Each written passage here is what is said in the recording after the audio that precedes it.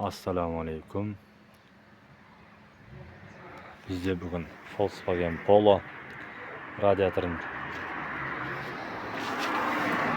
austurup жатырмыз. Ол шешілу үшін біраз зат шешіледі екен. Вентиляторымыз шешіледі. Вентилятор, яғни маған тиіліп тұрады былай. Былай шығып, штекер ажыратылып шығып кетеді бұл. Одан кейін бамперім шешіледі. Бампер екі жақта шуруптар ұстап тұрады. Мына жерде креплениелері киіліп тұрады. Бұл оңай шығады екен бампер.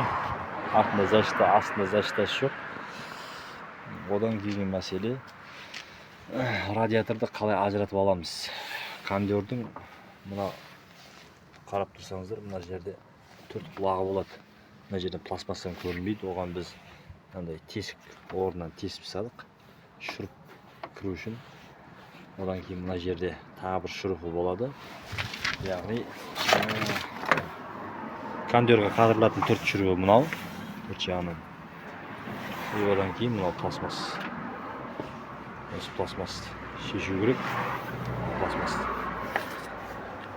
Пластмасты шешпесе радиатор орнынан қозғалмайды екен. Біз бұны балқысына шешіп салдық. Балқысы шешуін керек емес ау.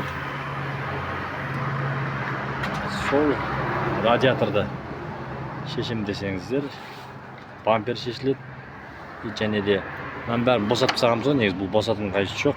Жаңағыдай төрт жағынан төрт тесік тесіп тастасаңыздар, мына жерде мынандай шуруптар болады. Сол шуруптарын шешсеңіздер, мына жердегі екі пластмасты ұстап тұратын шуруп болады. Оны шешесіздер. Болды, радиатор босап шығып келеді.